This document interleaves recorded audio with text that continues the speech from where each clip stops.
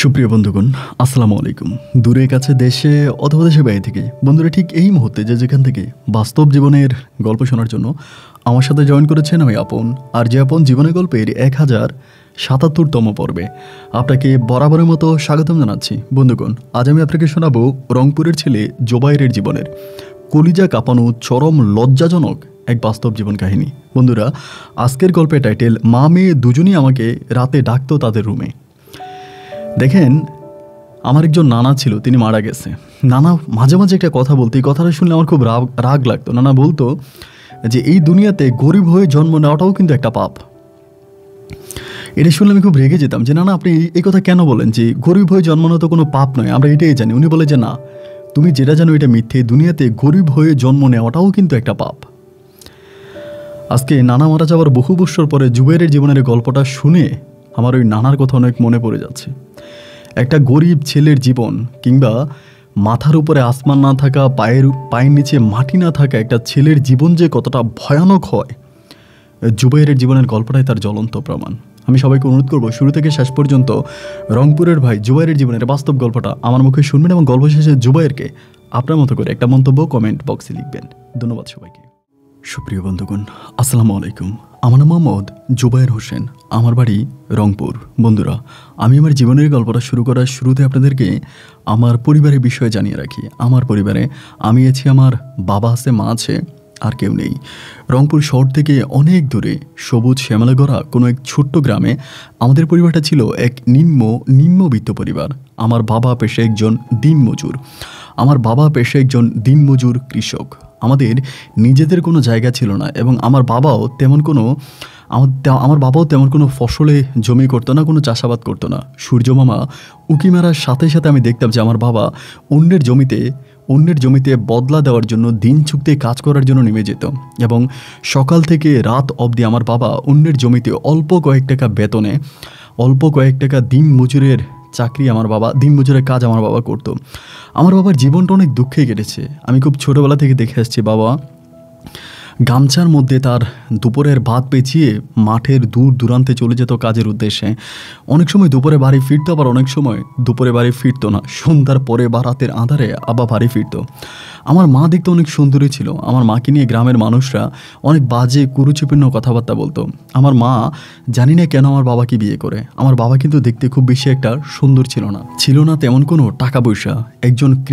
একজন দিনমজুর ছিল আমার বাবা, কিন্তু এরপর আমার এত সুন্দরী মা আমার বাবাকে কেন বিয়ে করে আমি বুঝি না। যাই হোক, এরপরে আমি আস্তে আস্তে করে যখন বড় হচ্ছিলাম, আমি দুনিয়াতে আসার পরে আমার মা পুনরায় আবারও বেবি কনসেপ্ট করে, মানে পেটে বাবু আসে। কিন্তু আমার মা সেই বাবুটাকে দুনিয়াতে আনে না। এই নিয়ে আমার আব্বুর সাথে আমার মায়ের অনেক ঝগড়া হয়। আব্বু বলতো যে তুমি বেবি নিবা না কেন, বাচ্চা নিবা না কেন, কিন্তু আমার মা বলতো যে আমার একটা ছেলে আছে, আমি আমার একটা ছেলেকেই 3 মুঠো ভাত খাওয়াইতে পারি না, একটা ছেলেরই ঠিকমতো খোঁজখবর নিতে পারি না, ওরে ভালো মন্দ একটু রাখতে পারি না, তা আরও ছেলে নিব কেন, মানে আরও বাচ্চা কেন নিব। আমার মা আর বেবি নিল না। এই নিয়ে আমার আব্বা আমার মাঝে মোটামুটি একটু ঝগড়াও ছিল। এমন করতে করতে আমি প্রায় অনেকটাই বড় হই। ছোটোবেলা থেকে আমি যতটুকু পড়াশোনা করেছি ঠিক ততটুকুই আমার মায়ের কাছে। আমি কোনো স্কুল কলেজে যাইনি। সন্ধ্যা হলে ঘরে প্রদীপ বাতি জ্বালিয়ে আমার মা আমাকে নিয়ে পড়তে বসতো এবং মায়ের কাছে আমার সরু সরিয়া 1 2 1 2 এই পড়াগুলো আম্মুর কাছে আমার শেখা। এবং এই যে আমি নিজের নামটা লিখতে পারি, এটাও আমার মা আমাকে শিখিয়েছে। আমার মা মোটামুটি একটু শিক্ষিত ছিল। এরকম করে আমি তখন আম্মুর কাছে রাতের বেলায় পড়তাম এবং দিনের বেলায় আমার আব্বার সাথে মাঠে কাজ করতে চলে যেতাম। সকালবেলা আব্বার সাথে মাঠে কাজে চলে যেতাম এবং রাত অবধি পর্যন্ত আব্বুর সাথে মাঠে আমি কাজ করতাম। এবং আমিও আমার বাবার সাথে একজন দিনমজুরি এলাকাতে পরিচিতি পাই। এরকম করতে করতে আমার বয়স তখন প্রায় 8 থেকে 9 বছরের কাছাকাছি। মরার উপর খাঁড়া বলতে একটা কথা আছে। 8 থেকে 9 বছরের কাছাকাছি ওই মুহূর্তে একদিন হঠাৎ করে আমার বাবা কোদাল দিয়ে কাজ করার সময় পাথরের মধ্যে আমার আব্বা যখন কোদাল দিয়ে কোপ দেয়, ওইটা পাথরের মধ্যে লাগে এবং পাথর থেকে কোদালটা ছেঁচড়িয়ে গিয়ে আমার আব্বার পা মনে হয় যেন 2 টুকরো হয়ে গেছে।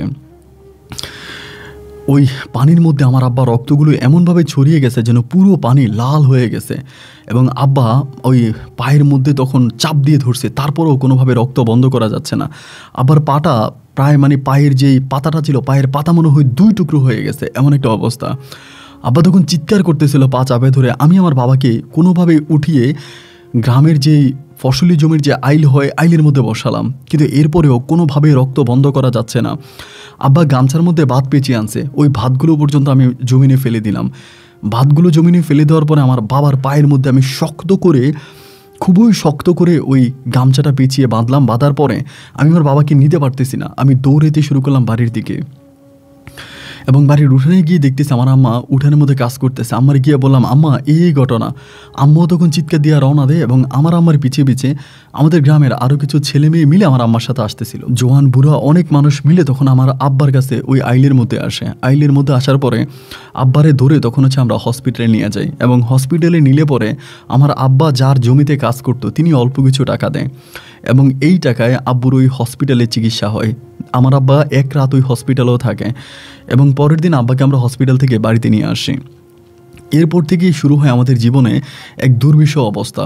আব্বা আর মাঠে কাজ করতে যেতে পারে না। আমার আব্বা যেহেতু দিনমজুরের চাকরি করতো বা দিনমজুরে কাজ করতে, দেখা যায় একদিনের টাকা তো একদিনেই শেষ হয়ে যেত। আমাদের তো জমানো কোনো টাকা ছিল না। এই যে আমার আব্বা অসুস্থ হয়েছে, এরপরে মাসে মাসে আমাদের পরিবারে টাকা আসবে এরকম তো কোনো বিষয় না।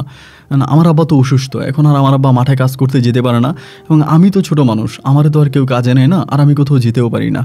পরিবারের মধ্যে তখন এত অভাব অনটন দেখা দেয় বলার মতো না। আমার আব্বা তখন হাঁটতে পারে না, সারাদিনে ঘরের মধ্যে বসে থাকে। এমন অবস্থার ভিতরে আমাদের গ্রামের কিছু মহিলারা আমার আম্মাকে বুদ্ধি দেয়, এবং বুদ্ধিটা দেয় এটা যে একটা কাজ কর, তোর যেহেতু সংসার চলে না, তোর স্বামী মাঠে ঘাটে যেতে পারে না, পানিতে পা নামাতে পারে না, কোনো কাজ করতে পারে না, তুই একটা কাজ কর, তুই সমিতি থেকে কিছু টাকা উঠা।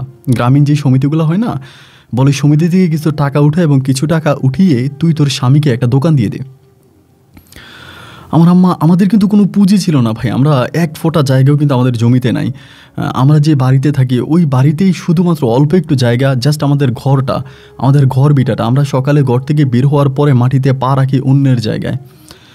তো আমার আম্মা তখন চিন্তা করলো যে গ্রামের মহিলারা আমার এরকম বুদ্ধি দেওয়ার পর আমার আম্মা একদিন আমাকে নিয়ে ওই সমিতির লোকের কাছে গেল। তা সমিতির লোকের গিয়া বললো যে এমন এমন ঘটনা, আমার স্বামী আগে মাঠে ঘাটে কাজ করতো, এখন তো অসুস্থ, ঘরে বসে আছে, আমি চাচ্ছিলাম একটা ছোটোখাটো দোকান দিব, আমার যদি আপনি একটু পুঁজি দিতেন। তো তারা তখন বলে যে আমরা তো এরকম করে যার তারে পুঁজি দেই না, আপনাকে আমাদের সমিতিতে ভর্তি হতে হবে, ভর্তি হয়ে কয়েক কিস্তি আমাদেরকে টাকা দিতে হবে, সমিতিতে ভর্তি হওয়ার পরে এরপরে আমরা আপনাকে লোন দিব। পরে আমার আম্মা ওই সমিতির লোকটার সাথে কথাবার্তা বলি, সেদিন আমাদের ওই সমিতিতে ভর্তি হলো। ভর্তি হওয়ার এক সপ্তাহ পরে আমার আম্মা সমিতি থেকে 50,000 টাকা উঠায়। ওই সময় 50,000 টাকাও কিন্তু হয়ে অনেক কিছু, খুব নর্মাল কোনো বিষয় না যে 50,000 টাকা। 50,000 টাকা আমার আম্মা উঠায়।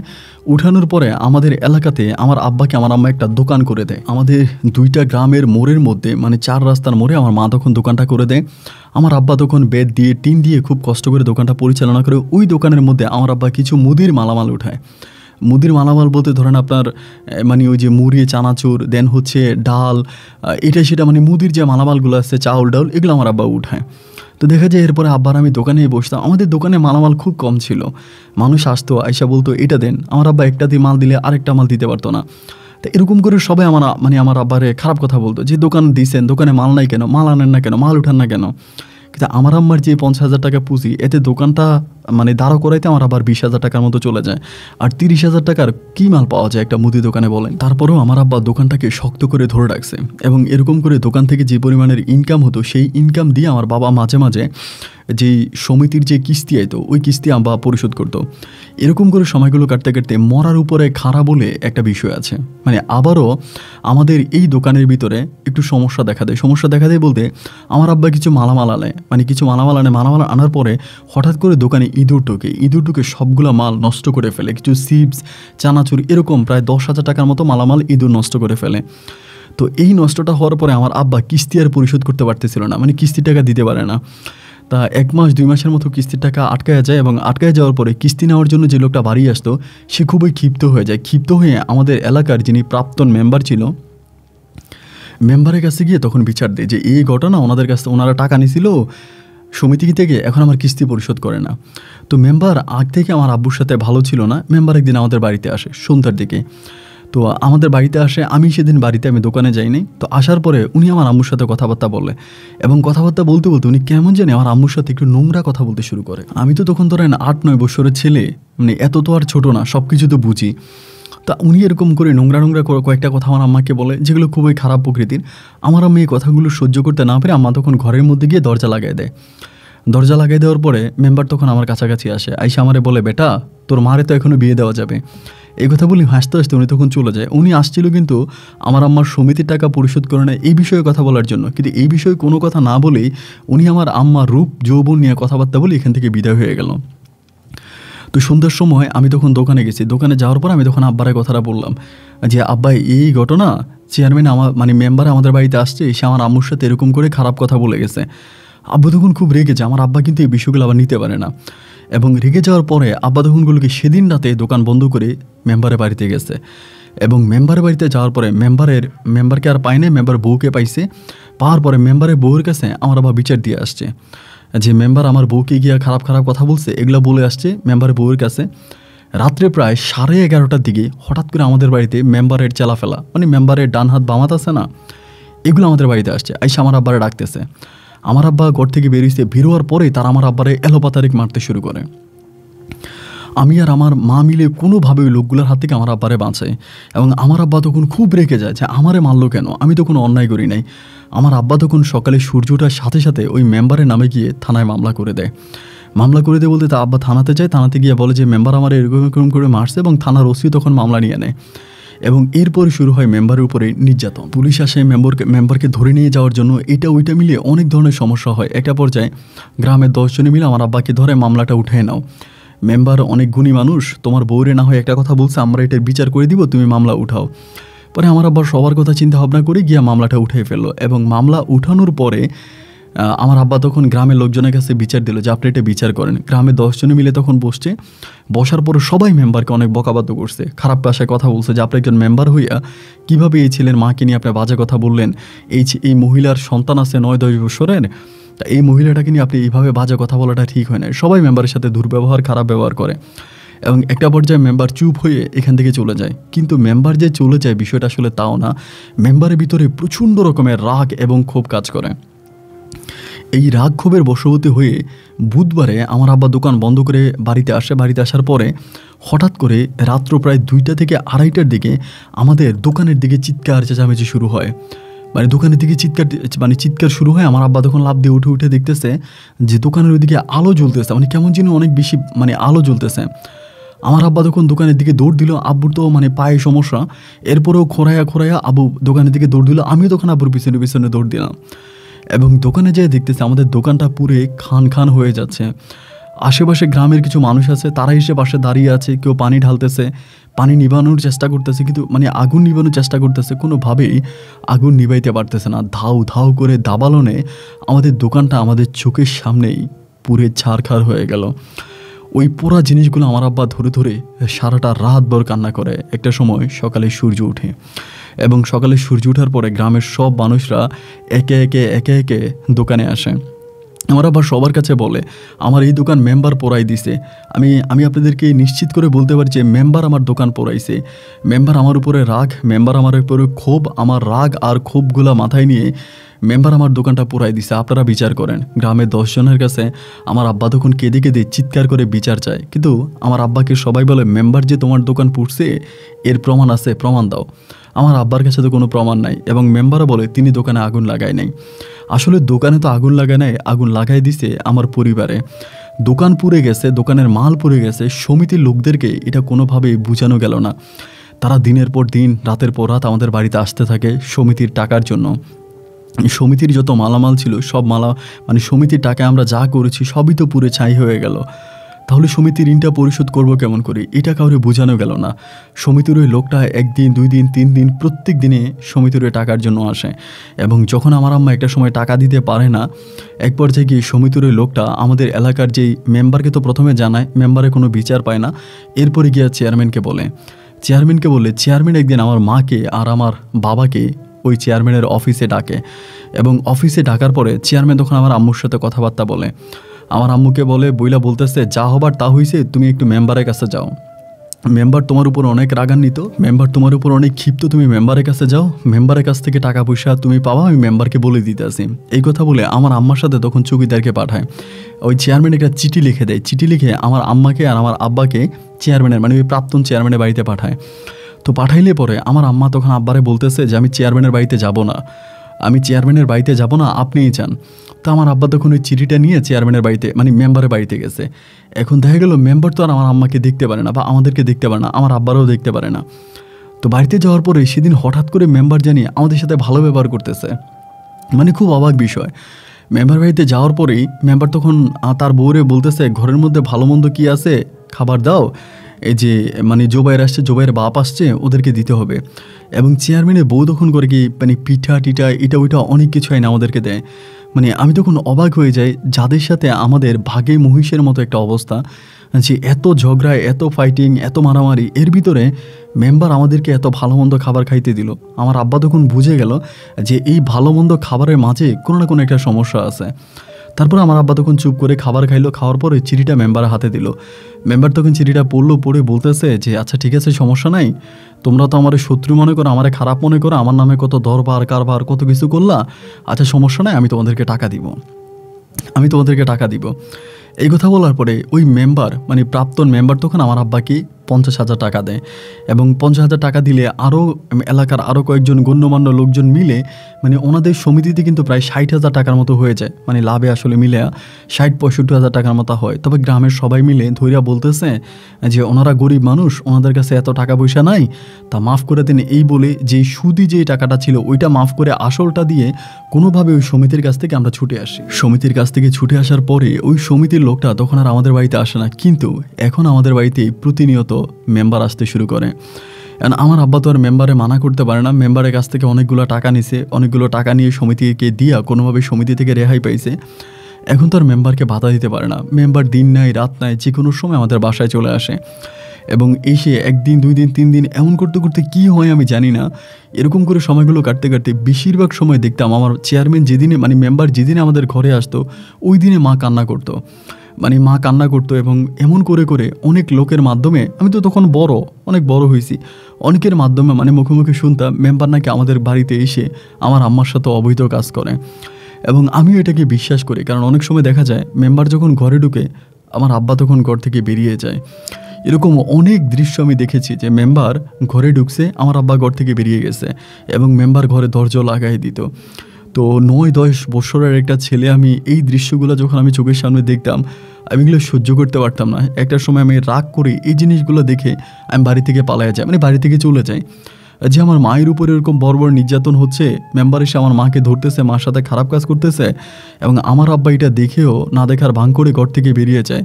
গ্রামের সবাই আমাকে বলে যে আমার আব্বা মেম্বারের সাথে আমার মায়ের খারাপ সম্পর্ক, খারাপ কাজ, সবাই আমাকে খারাপভাবে বলে। তখন খুবই রাগ হয়, এবং রাগের ওই বশবর্তী হয়ে আমি তখন একদিন বাড়ি থেকে চলে যাই।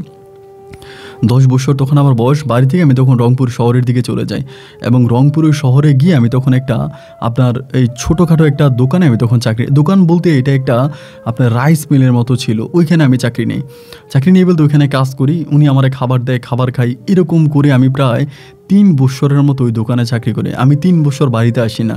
3 বছর পরে আমার মায়ের জন্য বাবার জন্য খুব কষ্ট হইতেছিল। 3 বছর পরে আমি তখন বাড়িতে আসি, এবং বাড়িতে আসার পরে আমি যেটা জানতে পারি যে আমার আব্বা ঘরে আছে কিন্তু আমার মা নাই। আব্বার জিজ্ঞেস করি যে আব্বা মা কই, বলে তোর মা তো অনেক আগেই তো নানার বাড়িতে চলে গেছে, মানে মা নাকি নানু বাড়িতে চলে গেছে। তখন আমি যেটা লোকের মাধ্যমে বা বাবার মাধ্যমে জানতে পারলাম যে এই যে মেম্বার এসে খারাপ কাজ করতে আমার আম্মুর সাথে, আমার আম্মু এই জিনিসগুলো একটা সময় সহ্য করতে না পেরে আমার আম্মু এখান থেকে চলে যায়, এবং চলে যাওয়ার পরে আমাদের যে ভিটাটা ছিল, যেখানে আমাদের ছোট্ট একটা ঘর ছিল, ওই ঘরের ভিটাটা বিক্রি করে মেম্বারকে পরে টাকা পরিশোধ করে। আমার আব্বা তখন আমাদের এলাকারই বাজারের মতো একটা জায়গা আছে, ওই জায়গার ভিতরে একটা দোকানের মধ্যে থাকতো। আমার জীবনটা মানে আমাদের ওই পরিবারটাকে চোখে না দেখলে আমি মুখে বলে কাউকে বিশ্বাস করতে পারবো না। আব্বারে দেখে তখন চোখের পানিগুলো রাখতে পারলাম না। অনেকের মুখে শুনতাম আমার আব্বা নাকি ভিক্ষা করে, মানে আমার আব্বার তো পায়ে সমস্যা, কোনো কাজ করতে পারে না। তো অনেকেই বলে যে আমার আব্বা নাকি বাস স্টেশন বা রাস্তার মোড়ে এই জায়গায় ওই জায়গায় বা শুক্রবারে বিভিন্ন বাড়িতে গিয়ে ভিক্ষা করে। তার মায়ের জন্য কষ্ট হইতেছে, মানে মা আমার নানু বাড়িতে, মাকে আমি তখন নানু বাড়িতে দেখতে গেলাম, এবং বাবার যেই অবস্থা একইভাবে আমার মায়েরও সেই খারাপ অবস্থা, মানে দুরবস্থা। আম্মাও সেই মানুষের বাড়িতে কাজ করে, মানুষের মুখের খারাপ কথা শোনা লাগে, এই বাড়ি ও বাড়ি আম্মাও তখন কাজ করে। কারণ আমার নানু বাড়ির অবস্থাও ভালো না, আমার নানা নানি কেউই ছিল না, আমার মামারা ছিল 2 জন। তো মামাদের ঘরে তো আর আমার আম্মারে খাওয়াবে না। আমার আম্মা ওই একইভাবে মানুষের বাড়ি গিয়ে এরকম পরিশ্রম করতো, কাজ করতো। বাবা মায়ের এই দুঃখ যন্ত্রণা দেখে আমি পুনরায় আবারও ওই রাইসের ওখানে চলে আসি, মানে যেখানে কাজ করতাম ওখানে চলে আসি।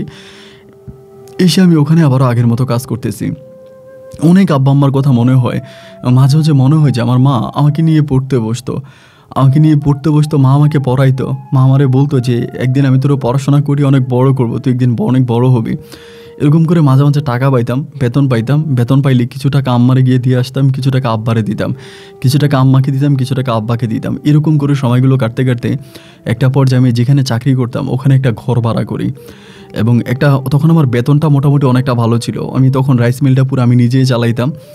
একটু ভালো টাকা বেতন পাওয়ার পর একটা ঘর ভাড়া করি, এবং ঘর ভাড়া করে আমার আব্বা আম্মা দুজনকেই আমি এখানে নিয়ে আসি। যদিও আমার আম্মা আসতে রাজি হয় না, মানে ওই যে মেম্বারের ঘটনা নিয়ে আমার আব্বার সাথে আমার আম্মা বিরোধ, আমার আব্বার সাথে কথা বলতে চায় না। এরপর আমি মাকে বুঝিয়ে শুনিয়ে আমি ওখানে নিয়ে আসি, মানে ওই ছোট্ট ঘরটাতে আমি আব্বা আম্মা দুজনকেই রাখি। তারা দুজনে তখন ওই ঘরে থাকতো, আমি তখন রাইস মিলে চাকরি করতাম, বেতন পাইতাম, আব্বা আম্মারে খাওয়াইতাম। এইভাবে সময়গুলো কাটতে কাটতে আমার বয়স তখন 18 থেকে প্রায় 19 বছরের মতো হয়ে যায়। 18-19 বছর হয়ে গেলে আমাদের ওই এলাকার, আমরা তো ভাড়াই থাকি, ওই এলাকার অনেক মানুষের মুখে মুখে শুনতাম অনেকেই কেরালা যায়, মানে ইন্ডিয়া কেরালা যায় কেমনে অবৈধভাবে, কেমনে মানে বর্ডার দিয়ে ইন্ডিয়া কেরালা যায়। ওই দালাল আছে, দালালে নিয়ে যায়। আমাদের ওই এলাকাতেই দালাল আছে, দালালে কেরালা নিয়ে যায়, এবং কেরালা গেলে অনেক ভালো টাকা ইনকাম করে। যারা গেছে তারা অনেকে 15,000 20,000 টাকা করেও নাকি মাসে ইনকাম করে। তা দালালে মোটা অঙ্কের কিছু টাকা দেওয়া লাগে, টাকা দিলে তারপরে দালাল বর্ডার ক্রস করে মানে কেমনে এরকম করে নিয়ে যায়। তো আমার ভিতর তখন হঠাৎ করে মানে 18-19 বছর হয়েছে, অনেকটাই বড়, এবং আমি কিন্তু দেখতেই শুনতে অনেক সুন্দর ছিলাম একেবারে। সবাই বলে আমার মায়ের চেহারা নাকি আমি পাইছি, ওইগুলো আমার মায়ের মতো, লম্বা টম্বা আমার মায়ের মতো, এবং চেহারাটাও আমার অনেকটা অবিকল আমার মায়ের মতো। তো এরপর আমি চিন্তা করলাম আমি কেরালার ওখানে চলে যাব। পরের দিন মায়েরে বললাম যে মা এই ঘটনা। মা আমারে বলতেছে তুই তো কেরালা কখনো যাস নাই, ইন্ডিয়া কিভাবে যাবি এই সেই। আমি বললাম মা এখানে একজন দালাল আছে, উনি অনেককেই নিয়ে গেছে, এবং যাদেরকে নিয়ে গেছে তারা কেরালাতে অনেক ভালো অবস্থানে আছে। কেরালায় গাছের কাজ আছে, তারপরে বিভিন্ন ধরনের বাড়িতে কাজ আছে, অনেক ভালো টাকা পাওয়া যায়।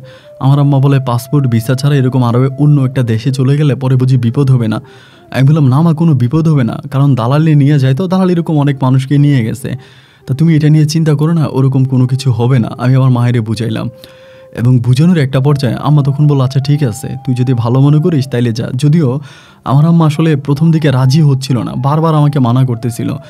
একটা সময় আমি আম্মুর ওই মানাকে ঢিনাই করে, আম্মুর কথা না শুনেই আমি তখন অবৈধ পথে কেরালার উদ্দেশ্যে রওনা দিই। এবং অবৈধভাবে খুবই মানে ওই যাওয়ার ঘটনাটা অনেক লম্বা, আমি পুরো ঘটনাটা না বলি, তবে অনেক কাঠগড় পুড়িয়ে অনেক দালাল চক্রের মাধ্যমে একটা পর্যায়ে আমি কেরালা গিয়ে পৌঁছে। আমরা টোটাল 4 জন, মানে 4 জন আমরা তখন কেরালা যাই।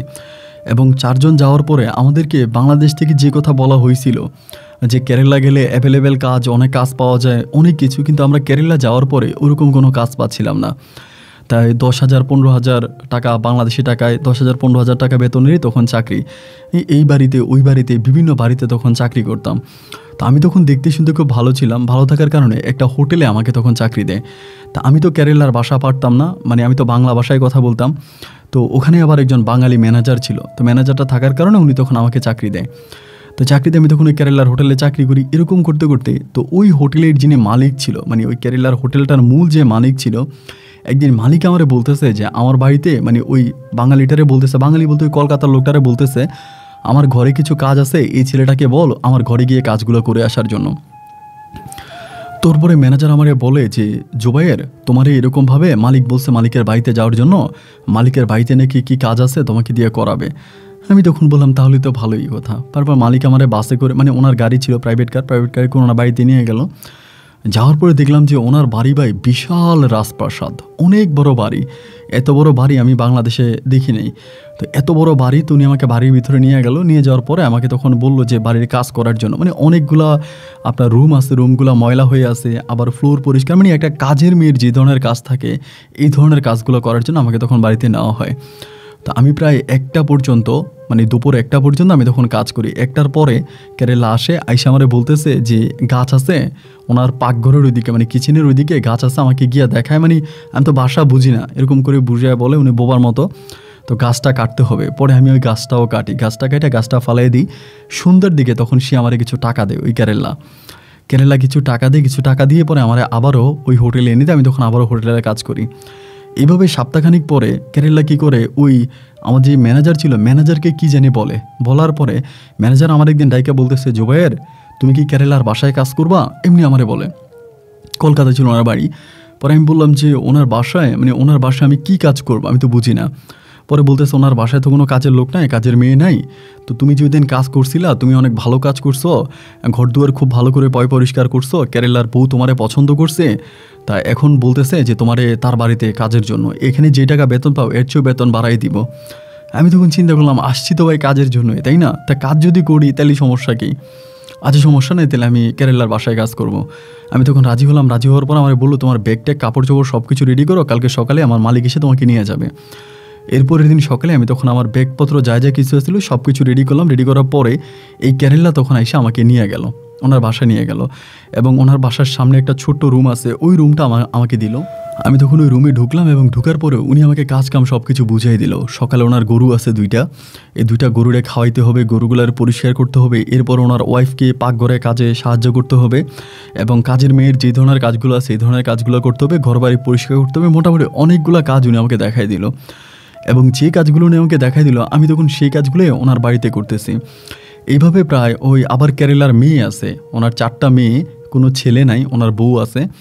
তো এরপরে আমি তখন এরকম করে কাজ করতেছি কেরালার ওয়াইফের সাথে। তা কেরালার ওয়াইফ, আমি তো মানে ওই কেরালা ভাষা বুঝি না, মানে হিন্দি ভাষাও বুঝি না, তা উনি আমার নিয়ে খুব হাসাহাসি করে, এরকম করে আমার লোকে দুষ্টামি করে, আমার গায়ে হাতে এমন করতে করতে কিছুদিনের পরে উনি হঠাৎ করে একদিন আমার এমন এক জায়গায় হাত দিয়ে বসে, মানে যেটা আমার কাছে অনেকটা খারাপ লাগে, আমার লজ্জাজনক জায়গায়। পরে আমি একটু পিছনে চলে যাই, উনি তখন হেসে আমারে ধরে আমি তখন বুঝতে পারিনি যে উনি আসলে চাচ্ছেটা কি, মানে কেন এরকমটা করে। তা ওই দিন আমি খুব লজ্জা পাই, এবং ওই দিন লজ্জা পাওয়ার পরে এরপরে আমি আর ওই ম্যাডামের সামনে খুব বেশি একটা পড়ি না। ম্যাডাম আমাকে ডাকলে পরে আমি যাই, আমার নাম ধরে ডাকে যে জুবায়ের, যখন ডাকে তখন যাই, এমনি আর যাই না, ওনার কাছ থেকে একটু দূরে দূরে থাকি। এরকম করতে করতে আমি যতটুকু বুঝলাম আর কি, কারণ আমি তো আর যুবক বয়সের একটা ছেলে, সব কিছুই বুঝি, ওই কেরালার বউ আমার উপরে একটু খারাপভাবে আমার দিকে নজর দেয়, মানে আমার সাথে উনি কোনো একটা খারাপ সম্পর্ক তৈরি করতে চায়। যখনই খারাপ সম্পর্ক তৈরি করতে চাই এটা আমি বুঝে গেলাম। পরে আমি চিন্তা করতেছিলাম আমি কি করব। ওইখানে প্রায় আমি 4 মাসের মতো টোটাল চাকরি করি। আমি এখানে 4 মাসের বেতন পাওয়া, এর উপরে যদি হঠাৎ করে কেরালার বউ এরকমটা করে বা কেরালা যদি জানতে পারে তাহলে আমার কি হবে আমি বুঝতে পারতেছিলাম না। এরপরেও কেরালার বউ আমাকে পাকঘরে ডাকতো, আমি কাজ করতাম। এরকম করতে করতে একদিন বৃষ্টি পড়তেছিল, ঘড়ির সময় তখন প্রায় 9টা থেকে 10টার মতো বাজে। কেরালার বউ রান্না করতেছে, আমি ওনার ওই রান্নাঘরটা পরিষ্কার করতেছি। রাতের বেলায় খাইছি যে প্লেট বাটিগুলো, এগুলো ধুয়ে টুয়ে দিতেছি। এমতো অবস্থার ভিতরে কেরালার বউ হঠাৎ করে করলো কি, ঘরের দরজাটা লাগাই দিল, এবং ঘরের দরজাটা লাগাই দেওয়ার পরে এই কেরালার বউ তখন আমার এখানে ধরে বসছে ওই পাকঘরের মধ্যে। তো যেহেতু ধরে বসছে, ভাই আমার তো এখানে আর করার কিছু নেই। ওই মহিলাটা অনেক বয়স্ক একটা মহিলা ছিল, অনেক বয়স্ক, কিন্তু উনি আমার সাথে এই ঘরের মধ্যে উনি আমার সাথে এই ধরনের খারাপ কাজ করলো। তা এরপরে উনি সুযোগ পেলে আমার এরকম করে ধরে, এবং মাঝে মাঝে উনি আমারে বলে যে রাতের বেলায় আমাকে ডাকে, কেরালা যদি বাসায় না থাকে আমাকে ডাইকে নিয়ে যায় ওনার রুমে, নিয়ে বলে শরীর ম্যাসেজ করে দেওয়ার জন্য। তো আমি যে এগুলো করি এগুলোর জন্য কিন্তু উনি আমাকে টাকা দিত। আমাকে যে টাকা দিত না তা কিন্তু না, আমাকে কিন্তু মানে উনি বকশিস দিত, মানে ইন্ডিয়ান 20 রুপি 50 রুপি আমার এরকম করে বকশিস দেওয়া। অনেক টাকা বকশিস পাওয়ার পরেও ভাই আমার এই কাজটা করতে ভালো লাগতো না, মানে আমার নিজে কেমন যেন অনেকটা ছোটো মনে হতো যে আমি এই ধরনের কাজ করি। এরকম করতে করতে এরকম করে সময়গুলো কাটতে কাটতে একদিন হঠাৎ করে কেরালার যে বড় মেয়ে আছে, কেরালার বড় মেয়ে এই জিনিসটা একদিন দেখে ফেলে। মানে বেশিরভাগই তো পাকঘরের মধ্যে এই ধরনের কাজগুলো হতো, রান্না করে, এবং কেরালার বড় মেয়ে জিনিসটা দেখার পরে কেরালার বড় মেয়ে তখন আর কোনো কিছু বলে না। এটা দেখার পরে তার কয়েকদিন পরে বলতে প্রায় 10 থেকে 15 দিন পরে কেরালার ওই বড় মেয়ে চাকরি করে হচ্ছে অন্য একটা জায়গায়। মেয়েটা বাসায় থাকে না, ওইখানে হোস্টেলে থাকে, ওইখানে চাকরি করে, ওইখানে পড়াশোনা করে। তো একদিন কেরালার মেয়েটা মানে হোস্টেলে যাওয়ার সময় অনেকগুলো জিনিসপত্র সে নিয়ে যাবে।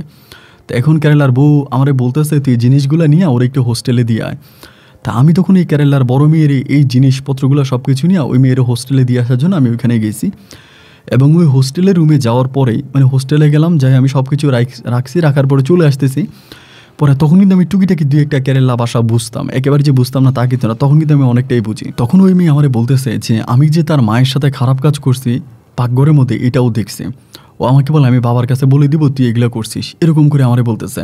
পরে আমি কান্নাকাটি করতেছি যে আমার ভুল হয়ে গেছে, তোর কাছে ক্ষমা চাই, মাফ চাই এরকম করে বলি। পরে সে আমারে ওরকমভাবে তার মা যেই ভূমিকায় যা করছে আমার সাথে, একইভাবে ওই মেয়েটা তার হোস্টেলে নিয়ে গিয়ে আমার সাথে এই ধরনের খারাপ কাজ করে। তখন খুব খারাপ লাগে ভাই আসলে, মানে বাস্তবতার জন্য কথাগুলো বলতে হচ্ছে, কিন্তু তখন মনে হয় কলিজাটা ফেটে যাচ্ছিল যে কেন আমার জীবনটা এরকম হলো, আমি তো এগুলো চাই নাই। ওই মেয়ের হোস্টেল থেকে তখন আমি চলে আসি। আসার পরে এই মেয়ে এরপরে তার কয়েকদিন বলতে মাস দেড়েক পরে এই মেয়ে হোস্টেল থেকে একেবারে চলে আসে বাসায়, এবং সে যেখানে চাকরি করতো ওইখান থেকে চাকরি ট্রান্সফার হয়ে সে অন্য তার বাসার ওইদিকে চলে আসে।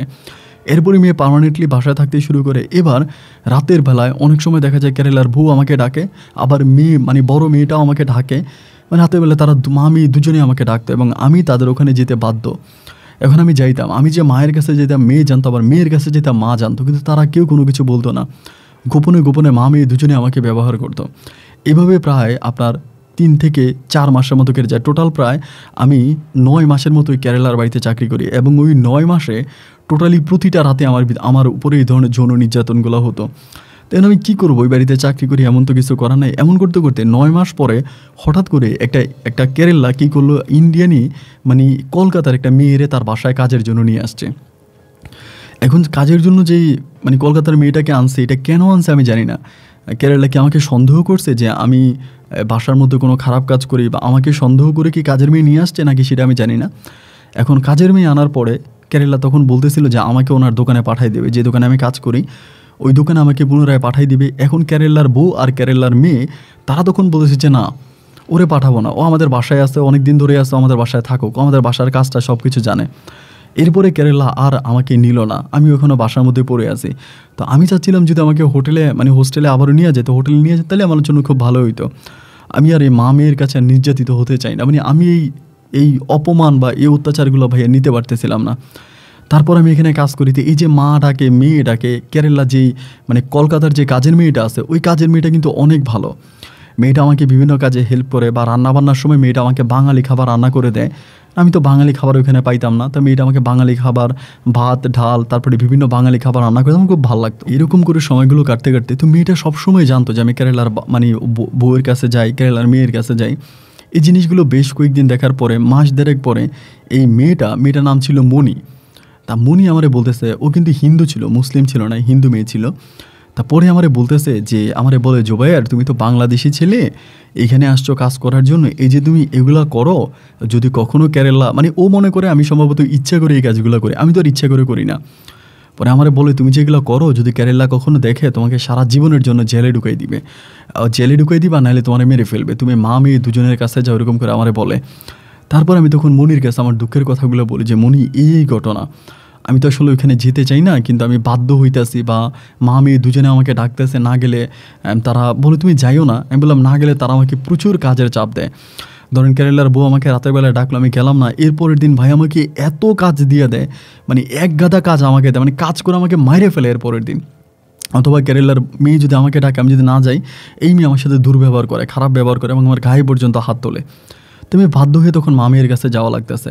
তো এরকম করে সময়গুলো কাটতে কাটতে একটা সময় প্রায় এই কেরালার বাড়িতে আমি 1.5 বছরের মতো কাজ করি, এবং 1.5 বছরের মাথায় এই যে মণি মেয়েটা আছে, মণি আমাকে অনেক সাহায্য করতো। মণির সাথে আমার খারাপ কোনো সম্পর্ক নাই, অনেক ভালো সম্পর্ক, অনেক সাহায্য সহযোগিতা করতো।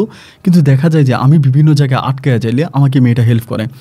এমন করতে করতে একটা সময় প্রায় 1.5 বছরের মাথায় কেরালা কিছুটা বিষয়ে ডাউট করে ফেলে, সন্দেহ করে ফেলে।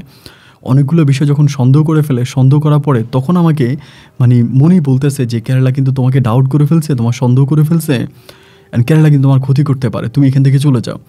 পরে আমি বললাম, বোন, আমাদেরকে যে দালাল আনছিল ওই দালাল কোথায় গেছে সেটাও জানি না, এবং এখানে যেই লোকটা ছিল, আমরা যারা আসছিলাম তারা সবাই চলে গেছে, সবাই বিভিন্ন জায়গায় চাকরি করতে, তারা সবাই চলে গেছে। এখন আমি তো আর যাই না, আমি তো একটা বাসায় চাকরি পেয়েছি, এই জন্য আমি আর গেলাম না। আমি তখন মনিরে বলতেছি, মনি, আমি তো ইন্ডিয়ার কোনো রাস্তাঘাট কোনো কিছুই চিনি না, আমি কি করব। এরকম করে সময়গুলো কাটতে কাটতে একদিন রাতের বেলায়, রাত্র প্রায় 10টা থেকে 10:30টার মধ্যে এই মনি তখন আমার ঘরের মধ্যে আসে, আমার রুমে আসে। আইসা আমাকে বলতেছে সর্বনাশ হয়ে গেছে। আমি তখন বললাম, সর্বনাশ কী হয়েছে? বলে, তোমার ওই বিষয়গুলো সব জেনে গেছে, এবং কেরালার যে বড় মেয়ের পেটে নাকি বাচ্চা, কেরালা জেনে গেছে কেরালার বড় মেয়ে প্রেগনেন্ট, এবং কেরালার বড় মেয়ের পেটে বাবু আছে। এবং এই বাবু তোমার, এটা কেরালা বুঝে গেছে। কেরালা কালকে সকালেই তোমার নিয়ে হসপিটালে যাবে, ওই মেয়ের নিয়ে হসপিটালে যাবে, তোমার নিয়ে হসপিটালে যাবে, এরপরে হসপিটাল থেকে তোমাকে পুলিশের কাছে ধরাই দিবে। আমি তখন বললাম যে মনি, তুমি আমার এটা কী বলতেছো, তাহলে আমি এখন কী করব? তারপর বলতেছে যে আমি ওদের ঘরে থাকি, তো ওদের ঘরের মধ্যে আমি এই ধরনের আভাসগুলো পাইলাম, এই ধরনের কথাবার্তাগুলো আমি পাইলাম, এবং কথাবার্তাগুলো শোনার পর আমি তোমাকে আসলাম তোমাকে সাহায্য করার জন্য। তাই আমি বললাম যে আমারে তুমি সাহায্য করবো, আমি এখন কী করবো? পরে আমার বলো তুমি এখান থেকে চলে যাও। তাই আমি বললাম আমি কোথায় যাবো, আমি তো কোনো কিছু চিনি না, বা কোন জায়গায় যাবে সব কিছু আমি জানি না। পরে সে আমাকে একটা ঠিকানা দেয় যে তুমি অমুক জায়গায় চলে যাও, একটা ফোন নাম্বার আমাকে দেয়, মানে তার এলাকাতে, কলকাতাতে।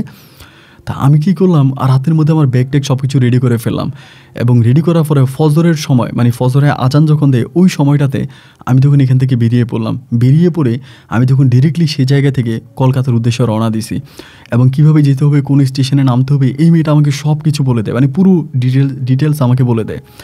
এবং বলে দেওয়ার পরে আমি তখন কলকাতাতে আসি। কলকাতায় আসার পরে যে ফোন নাম্বারটা আমাকে দেয় ওই ফোন নাম্বারে আমি তখন কল দিই, এবং কল দেওয়ার পরে একজন লোক কলটা রিসিভ করে। আমি তখন ওনার কাছে যাই, ওনার তখন মিষ্টি দোকান, মানে ওনার মিষ্টি দোকান, অনেক বড় মিষ্টির দোকান। তারপরে আমি বলি যে মনির সাথে কথা বলাই দিই। পরে মনির সাথে কথা বলার পরে এই মিষ্টি দোকানে পরে আমার চাকরি দেয়। আমি তখন এই মিষ্টি দোকানে কাজ করি। এইভাবে প্রায় 1.5 মাস কাজ করার পরে একদিন মনি কেরালা থেকে ইন্ডিয়াতে, মানে কলকাতায় আসে, এবং কলকাতায় সেই মিষ্টি দোকানে আমার সাথে দেখা করে বলে যে জুবাইর এখন কেমন আছো এই জায়গায়? আমি বললাম হ্যাঁ ভালো আছি, আমার এখানে কাজকাম খুব ভালো লাগে, আমি এখানে ভালো আছি। এরকম করে অনেক দিন পর্যন্ত আমি মিষ্টি দোকানে কাজ করি, অনেক দিন বলতে প্রায় 8-9 মাসের মতো কাজ করি।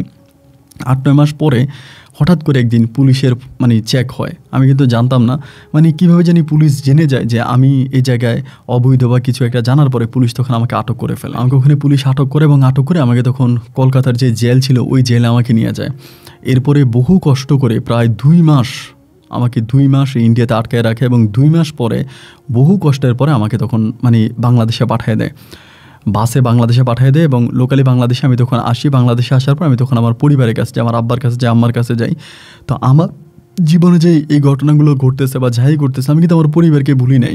আমি প্রতি মাসে মারে ফোন করতাম, মায়ের জন্য টাকা পাঠাইতাম, আমার বা ঘর ভাড়া পাঠাইতাম, মানে আব্বা আম্মার খুব খোঁজখবর নিতাম। শুধু এই 2টা মাস আমি আমার আব্বা আম্মার সাথে যোগাযোগ করতে পারি নাই, যে আমি জেলে পড়ে গেছিলাম। জেলে পড়ে যাওয়ার কারণে আমার আব্বা আম্মার সাথে আমার যোগাযোগ হয়নি। এরপর যখন বাড়িতে আসি, বাড়িতে আসার পর আব্বা আম্মা দুজনেই আমাকে জড়াই ধরে কান্নাকাটি করে, আদর সমাদর করে, ভালোবাসে। এরকম করে সময়গুলো কাটতে কাটতে এক পর্যায়ে আমার আব্বা তখন সিদ্ধান্ত নিলে যে আমাকে বিয়ে করাবে। আমারে বলতেছে তোরে আমি বিয়ে করাবো, আমি তোর জন্য মেয়ে দেখবো। পরে আব্বা এদিক সেদিক মেয়ে দেখতেছে। এরই মাঝে এই যে মনি কেরালায় থাকতো, মনির সাথে কিন্তু আমার যোগাযোগ হয়, অলওয়েজে যোগাযোগ হয়।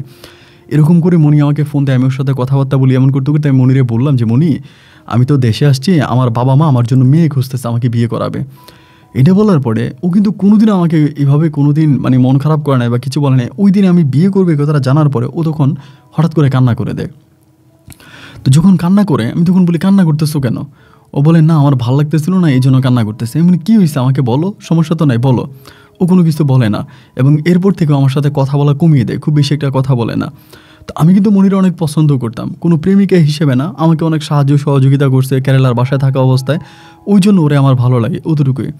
পরে একদিন আমি খুবভাবে ওরে ফোনে ধরলাম যে মনি তুমি মন খারাপ কেন করতেছো, মানে কী হয়েছে আমাকে তুমি বলো, আমাকে সব কিছু ডিটেলসে বলো কী হয়েছে। পরে সেদিন সে আমাকে বলতেছে যে আসলে জোবের কীভাবে বলবো, বলতেও তো অনেক খারাপ লাগতেছে, তা যদি না বলে যাই তাইলে হয়তো কষ্ট থেকে যাবে মনের মধ্যে, এই জন্য আমি তোমাকে কথাটা বলতে চাই।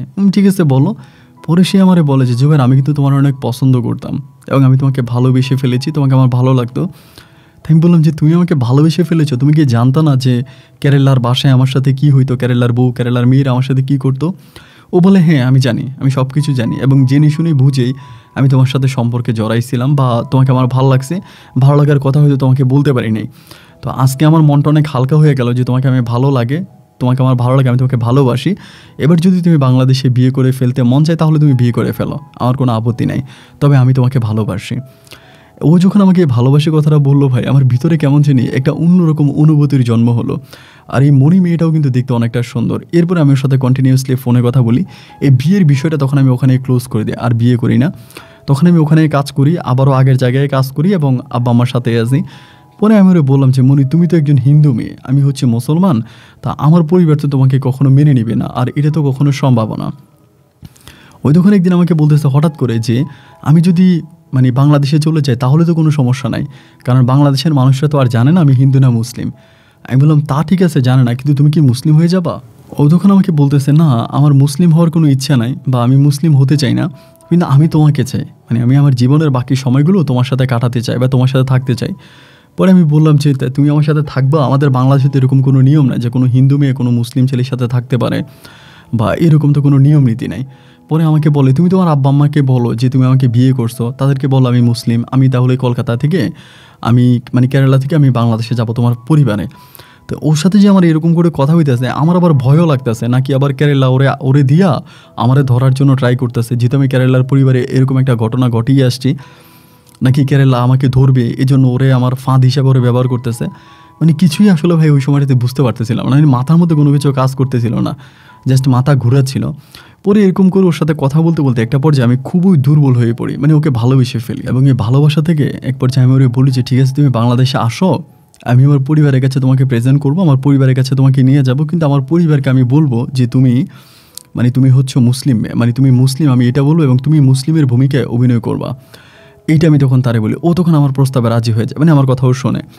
শোনার পরে আমি তখন আমার আব্বা আম্মারে বলি যে আসলে তোমাদেরকে একটা কথা বলবো, আমি জানি তোমরা রাগ করবা তারপরেও বলি, আমি যে কেরালায় ছিলাম, কেরালায় ওখানে একটা মুসলিম মেয়ের সাথে আমার প্রেম হয় এবং আমি ওই মেয়েটাকে বিয়ে করি।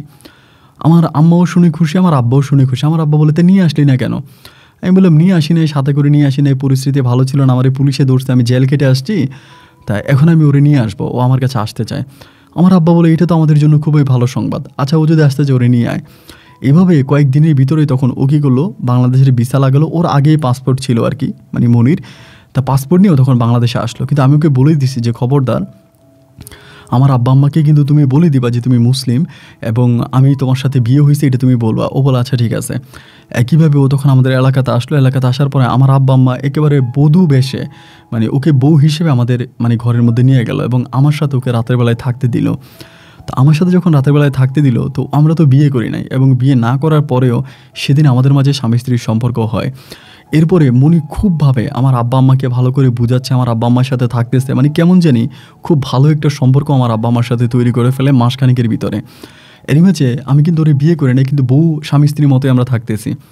এইভাবেই সময়গুলো কাটতে কাটতে একটা পর্যায়ে মনি আমারে বলল যে আমার আম্মুর সাথে তখন তার খুবই ক্লোজ একটা সম্পর্ক হয়ে যায় এবং ক্লোজ একটা সম্পর্ক হয়ে যাওয়ার পরে ও মানে আমাকে বলতেছে যে জুবায়ের তোমাদের তো নিজেদের কোনো জায়গা নাই, তোমরা এখানে ভাড়া থাকো এবং যে কোনো সময় হয়তো এই ভাড়া বাসা থেকে তোমাদেরকে বের করে দিবে, এরপরে কোথায় যাবা, মানে কোথায় গিয়ে মাথা লুকাবা, তোমাদের তো একটু নিজেদের জায়গার প্রয়োজন, নিজেদের একটা বাড়ির প্রয়োজন। আমি বললাম হ্যাঁ সেটার প্রয়োজন, কিন্তু আমরা কী করবো, আমাদের তো এরকম সামর্থ্য নাই। আর আমার আব্বা আম্মা আমি ছোটো থাকতেই বাড়িঘর সব কিছু বিক্রি করে ফেলে।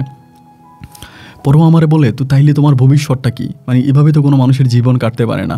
তাই আমি বললাম যে না, তখনও আমারে বলতেছে আমার কাছে কিছু জমানো টাকা আছে, কিছু আমার কাছে জমানো টাকা আছে ইন্ডিয়াতে, এখন তুমি যদি বলো আমি ইন্ডিয়াতে গিয়ে আমার এই টাকাগুলো নিয়ে আসবো, এসে আমি তোমাদের জন্য এখানে বাংলাদেশে একটু জায়গা কিনবো। তাই আমি বললাম যে মনি এটা কি ভালো হবে? আমাকে বলে কেন ভালো হবে না, আমি তো তোমাকে একরকম বিয়েই করছি, তুমি আমার স্বামী, আমার সবই তো তোমার।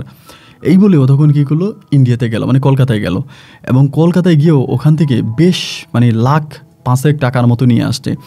এই টাকা মুনি কোত্থেকে আনছে বা কীভাবে আনছে এসব আমি কোনো কিছুই জানি না। ও টাকাটা নিয়ে আসে এবং টাকাটা নিয়ে আসার পরও তখন বিভিন্ন গ্রামের দিকে জায়গা খুঁজতে থাকে, মানে আমাকে দিয়ে জায়গা খোঁজাচ্ছে, কোথায় জায়গা পাওয়া যায়, এমন অনেক খোঁজাখুঁজি করার পরে আমি যখন আমাদের ওই মানে যেখানে থাকতাম ওখান থেকে বেশ দূরের কোনো একটা মুন্সি বাড়ি বলে একটা বাড়ি আছে, ওই মুন্সি বাড়ির ওখানে আমি একটু জায়গা পাই। পরে জায়গা পাওয়ার পরে ওই বাড়িটা অনেক ধর্মীয় একটা বাড়ি, মানে ভালো বাড়ি, সেখানে এক লোক জায়গা বিক্রি করবে, আমরা তখন জায়গাটা কিনি এবং জায়গাটা কেনার পরে ওই জায়গাটা ভরাট করে এখানে মনি আমি আমার বাবা মা মিলে তখন একটা বাড়ি বানাই এবং বাড়ি বানাই জায়গা ভরাট করে ওখানে টিন দিয়ে একটা ঘর তুলি এবং ঘর তোলার পরে আমি একদিন মনিরে বলেছি, মনি মানে আমার কাছে তো বিষয়টা জানি কেমন কেমন লাগে যে তুমি মানে কেমন করে আমার সাথে থাকতেছো, আমরা এখনও বিয়ে করি না, অনেকগুলো মাস পার হয়ে গেছে। এবং এরকম করতে করতে আমি তখন কী করলাম, মনিরে আমাদের এলাকার এক হুজুর ডেকে, আমার আব্বা আম্মা বাসায় ছিল না ওই সময়, আমাদের এলাকার এক হুজুর ডেকে আমি মনিকে কলমা পড়ে বিয়ে করি। কিন্তু বিয়ে করার পরেও মনি কিন্তু হিন্দু ধর্মটা পালন করতো, এটা সত্য কথা। আমি মাঝে মাঝেই দেখতাম ও ঘরে দরজা টরজা লাগিয়ে হিন্দু ধর্ম পালন করতো। তা ও নামাজ পড়ে কি পড়ে না এসব বিষয় নিয়ে আমার আব্বা আম্মা কখনো কোনো কিছু বলতো না, বা আমার আব্বা আম্মার সাথে সম্পর্ক অনেক ভালো ছিল। কিন্তু ও যে ঘরের মধ্যে পূজা দিত এটা কিন্তু আমি সবসময় দেখতাম, ঘরে পূজা দিত, এই জিনিসটা আমার কাছে খুব খারাপও লাগতো, বাট খারাপ লাগলেও তো কিছু করার নাই। এইভাবে সময়গুলো কাটতে কাটতে একটা পর্যায়ে মনি বেবি কনসেপ্ট করে, মানে ওর পেটে বাবু হয়। বাবু হওয়ার পরে মানে বাবু হয় যেদিন বাবুর খবরটা আমরা পাই, ওই সময় আমাদের এলাকার পাশেই একটা মন্দির ছিল। তো মানে এলাকার বলতে মুন্সিবাড়ির পাশেই একটা হিন্দু ফ্যামিলি, কয়েকটা হিন্দু ফ্যামিলি ছিল, ওইটা মিলে একটা মন্দির ছিল। তো ওর পেটে যখন বাচ্চা আসে, বাচ্চা আসার পরে ও তখন করে কি একদিন ওই মন্দিরে যায়, সন্ধ্যার সময় মন্দিরে যায়। ও যে মন্দিরে যায় এটা কিন্তু আমি জানতাম না। আমি তখন কাজে যাই, আমি তখন 9টার দিকে মানে রাত 9টার দিকে বাড়ি আসি। বাড়ি আসার পরে দেখি যে আমাদের বাড়িতে প্রচুর মানুষ, মানে মুন্সিবাড়িতে প্রচুর মানুষ এবং খুব খারাপ একটা পরিস্থিতি। তো ও এর মাঝে আমার আম্মা কিন্তু আমাকে অনেকগুলো ফোন দেয়, আবার আমারে হচ্ছে মনি অনেকগুলো ফোন করে। আমার মোবাইল সাইলেন্ট ছিল, আমি এই জন্য বুঝতে পারি নাই, আমি মোবাইল ধরি নাই, কাজের সময় মোবাইল ধরি নাই। পরে ঘরে এসে দেখতেছি এই পরিস্থিতি। পরে আমি বললাম কী হয়েছে, দেন এবার মনি আমারে বলতেছে যে এই ঘটনা, মানে ও আমার কাছে সত্যতা স্বীকার করে যে আমার পেটে বাবু আসছে এবং খুশিতে আমি ভগবানকে খুশি করার জন্য আমি একটু মন্দিরে গেছিলাম। তোমাদের এলাকার অনেক লোকেরা দেখে ফেলছে, এখন তারা দরবার বসাইছে। তো এবারে দরবার বসাইছে, আমি তখন দরবারে উপস্থিত হলাম। হওয়ার পরে আমার সবাই জিজ্ঞেস করতেছে যে তুমি যে মেয়েটা, এই যে মেয়েটা, এটা কি তুমি বিয়ে করছো? আমি বললাম আমি যেহেতু বিয়ে করছি, হুজুর ডেকে কলমা পড়াইছি। আমি বললাম যে হ্যাঁ আমি বিয়ে করছি। তা বলে মেয়েটা কি মুসলিম? আমি বললাম হ্যাঁ মুসলিম। বলে মেয়ে যদি মুসলিম হবে তাহলে মেয়ে মন্দিরে গেল কেন? এবং মন্দিরে গিয়েও পূজা দিচ্ছে। আমাদের কাছে খবর আসছে, আমরা খবর পাইছি যে এই মেয়ে মূলত মুসলিম না, ও হিন্দু, এবং তুমি একটা হিন্দু মেয়েরে বিয়ে করে আনছো, মানে বিয়ে করে আনছো বলতে হিন্দু মেয়েরে আনছো, সে হিন্দু ধর্ম পালন করে, এটা হতে পারে না, তুমি এই গ্রাম থেকে বেরিয়ে যাও। তা আমি তখন বললাম যে আমরা তো এই গ্রামে জায়গায় কিনলাম, বাড়ি করলাম, এখন আমরা এই জায়গায় বলে জায়গাটাকে সব কিছু বাদ, তোমরাই আমাদের মুন্সিবাড়ির মুন্সির এলাকার মান সম্মান নষ্ট করতে পারবে না, এখান থেকে তোমাদেরকে চলে যেতে হবে, তোমরা এখানে থাকতে পারবে না। মানে আমি তখন পড়ে গেলাম মহা বিপদে, মানে মহা বিপদে বলে মহা বিপদ, এটা কী ধরনের কথা। এবং এলাকার যিনি মানে ওই এলাকার যিনি সর্দার ছিলেন, তিনি আমাকে বলে দিল যে 2 দিনের ভিতরে আমরা যাতে এখানে ঘটর সব কিছু ভেঙে আমরা ওখান থেকে চলে যাই। এবং মানে এটা তাদের গ্রামের জন্য বা তাদের এলাকার জন্য একটা সম্মানের বিষয়, হয় আমরা জায়গা অন্য কোথাও বিক্রি করে দিব, অথবা আমরা এই এলাকা ছেড়ে চলে যাবো, আমরা এই এলাকাতে থাকতে পারবো না। রাতের বেলা তখন আমি ওর কাছে গেলাম, যাওয়ার পরে ওই দিন আমি মনির সাথে একটু দুর্ব্যবহার করি, সত্যি কথা একটু খারাপ ব্যবহার করি যে তুমি কেন ওখানে পূজা দিতে গেলা, তুমি তো কাজটা ভালো করা নাই, এই কাজটা তুমি কেন করলা। এবং এরকম করে রাগারাগি করার একটা পর্যায়ে, মানে খুব বেশি রাগারাগি করি। তো রাগারাগি করলো, তখন কান্নাকাটি করে ও সিদ্ধান্ত নেয় যে ও চলে যাবে, মানে কলকাতায় চলে যাবে, ও আর বাংলাদেশে থাকবে না। তাই আমি বললাম যে তুমি কলকাতায় চলে গেলেই তো সব কিছু সমাধা হয়ে গেল না, তুমি কলকাতায় চলে যাবা, এরপরে আমরা এই এলাকাতে থাকবো কেমন করে, আমরা তো এই এলাকাতে থাকতে পারবো না। ও আমাকে বলে যে না, যেহেতু আমার জন্য এত সমস্যা, তাহলে আমি এটা এখানে থাকবো না। পরে আমি ওই এলাকার যে লোকজন ছিল, মানে যারা ছিল গণ্যমান্য ব্যক্তিবর্গ, আমি সবার হাতে পায়ে ধরে অনুরোধ করি, কান্নাকাটি করি যে আমার বউ যে অন্যায় করছে এটার জন্য আমি আপনাদের কাছে ক্ষমা চাই। কিন্তু কেউ আর কোনোভাবে আমার কোনো কথা শুনতেছে না বা আমার কোনো কথা মানতেছে না। সোজা কথা, আমরা এই এলাকাতে থাকতে পারবো না। এবার আমরা পুনরায় আবারও আমাদের ওই কিনা জায়গা, আমাদের ঘর বাড়ি সব কিছু ফালাইয়া আমরা আবারও ওই রংপুরের ওই জেলা শহরের মধ্যে চলে আসি। এবং এই জেলার মধ্যে এসে আমরা আবারও ঘর ভাড়া করে ওখানে থাকতেছি, কিন্তু অলওয়েজ যে মনের ভিতরে একটা কষ্ট যে ও কিন্তু যখন আবার এখানে চলে আসছে, ওখানে আসার পরেও কিন্তু পূজা দিত, মানে ঘরের মধ্যে পূজা দিত, কখনো ওকে আমি নামাজ পড়তে দেখি না, ও সত্যিকার অর্থে কখনো নামাজ পড়েও নাই। এবং ও জাস্ট কলমাটা পরে আমাকে বিয়ে করছে, এরপর থেকে ও ওর ধর্মই পালন করতো। এমন করে সময়গুলো কাটতে কাটতে এই ধর্মের বিষয় নিয়ে ওর সাথে আমার তখন রাগারাগি হয়, ঝগড়া হয় যে তুমি কেন মুসলিম ধর্ম গ্রহণ করো না, বা তুমি কেন আমার সাথে থাকতেছো, আমার পরিবারের সাথে থাকতেছো, তুমি কেন মানে আমাদের ধর্মে আসো না, এইরকমভাবে অনেকটা রাগারাগি করে একটা পর্যায়ে ও তখন বলে যে ঠিক আছে সমস্যা নাই, তুমি যদি এরকম করেই বলতেছো, ঠিক আছে আমি তাহলে মুসলিম হয়ে যাব। পরে আমরা যেই এলাকাতে ছিলাম ওই এলাকার মসজিদে গিয়ে আমি তখন বিষয়টা জানাই, এবং জানানোর পরে মসজিদের ইমাম সাহেব সহ গ্রামের গণ্যমান্য লোকেরা তখন বলে ঠিক আছে তোমার বউকে নিয়ে আইসো, আমরা তাইলে তোমার বউরে কলমা পড়াবো। পরে আমি ওরে নিয়ে যাই আমাদের ওই সর্দারের বাড়িতে নিলে পরে সর্দার তখন থেকে একেবারে সবাইকে সাথে করে রেখে এরপরে মনিকে কলমা পড়াই দেয়। এবং কলমা পড়াই দিলে খুব সুন্দরভাবে মনির সাথে আমার বিবাহ সম্পন্ন হয়, মানে নতুন করে আবার আমাদেরকে বিয়ে পড়াই দেয়। বিয়ে পড়াই দেওয়ার পরে এরপরে মনি আর আমি একই সাথে আমাদের ওই এলাকাতে, মানে আমাদের ওই গ্রামে আবারও আমরা যেখানে বাড়ি বানিয়েছি ওখানে পুনরায় আবারও থাকতে শুরু করি। যাই হোক, আমাদের আর কোনো সমস্যা নাই এবং ওর সাথে আমার সম্পর্কটা খুব মধুরভাবে কাটতেছে। ওর মানে বেবি হবে, তো এই জন্য ওর অনেক সেবা যত্ন করতেছে। আমার আম্মা, আমার আব্বা সবাই অত্যন্ত ভালো। আমার বাবুটা হওয়ার প্রায় 2 মাস পরে, মানে আমার বাবুটা হওয়ার 2 মাস আগে হঠাৎ করে কোনো অসুস্থ না, কোনো কিছু না, আব্বা আর আমি রাতের বেলা একসাথে ঘুমাইছি, মানে একসাথেই ঘুমাইছি। অ্যান্ড সকালবেলা আমি ঘুম থেকে উঠে হঠাৎ করে জানতে পারি যে আমার আব্বা মানে নাই আর কি, আব্বু মারা গেছে। তো ওই সময় আমি আর আব্বা একসাথে ঘুমাইতাম, যেহেতু মনির পেটে বাবু ছিল। মনি বেশিরভাগই আমার আম্মার সাথে ঘুমাইতো, মানে আমার আম্মার সাথেই বেশিরভাগ থাকতো। ও মনে করতো আমার আম্মার চেহারার মতো ওর মানে সন্তান হবে, এই জন্য আমার আম্মাকেও সবসময় জড়া ধরে রাখতো, আম্মুর সাথে থাকতো। তো আমি তখন আব্বুর সাথে থাকতে, মানে আব্বু সকালবেলা বুঝলাম যে আব্বু মারা গেছে। তা আব্বু মারা যাওয়ার পরে আমি এলাকার লোকজনকে জানাই, মাইকিং করি, বা সব কিছু হলো। পরে আব্বুকে দাফন কাফন করলাম, দুপুরের মধ্যে আমার আব্বার দাফন কাফন সম্পূর্ণ হলো। আব্বু দাফন হয়ে গেল, এবং আব্বুর দাফন হয়ে যাওয়ার পরে আমার আম্মা এই আব্বুর শোকটা, মানে আব্বুর মৃত্যুটা নিতে পারে নাই। এবং আব্বুর মৃত্যুটা নিতে না পেরে আম্মু জানি আস্তে আস্তে কেমন যেন একটু করে আস্তে কেমন যেন একটু প্যারালাইজড হয়ে যাচ্ছে। মানে প্যারালাইজড বলতে কথাবার্তা কম বলে, খাওয়া দাওয়া ঠিকমতো করে না, ঘর থেকে খুব বেশি একটা বাইর হয় না, মানে কেমন জানি একটা এক ঘরোয়া একটা ভাব আমার মায়ের মাঝে চলে আসছে। মানে বুঝতে পারতেছিলাম না যে কী করবো বা কেন এরকমটা হচ্ছে। এরকম করে সময়গুলো কাটতে একটা পর্যায়ে হলো কি, মানে মনির পেটে আমার একটা পুত্র সন্তান হলো, মানে আমার একটা ছেলে হলো। তো ছেলেটা হওয়াতে আমি অত্যাধিক খুশি। কিন্তু ওই দিনে আমার আম্মা মানে খুবই অসুস্থ, আমার কথা বলতে পারে না। এবং আমার এই পুত্র সন্তানটা হওয়ার পর থেকেই মানে হঠাৎ করে মানে আমার আম্মু তো একটা অসুস্থ অবস্থার মধ্যে আছে, একইভাবে মনিও তখন কেমন জানি শারীরিকভাবে অনেকটা অসুস্থ হয়ে পড়ে, মানে হঠাৎ করে এই পরিস্থিতির মধ্যে। পরে আমি বুঝতে পারতেছিলাম না কী করবো। একে তো আমি আম্মাকে নিয়ে ডাক্তারের কাছে দৌড়দৌড়ি করতেছি, আম্মাকে হসপিটালে নিয়ে যাচ্ছি, আম্মুর কথাবার্তা চলতেছে। এনিমে যে মনির এরকম একটা অবস্থা হয়ে গেল, মানে হঠাৎ করে অনেক অসুস্থ হয়ে গেছে, এবং আমার আম্মার চেয়েও আরও বেশি অসুস্থ, মানে বিছনায় পড়ে গেছে।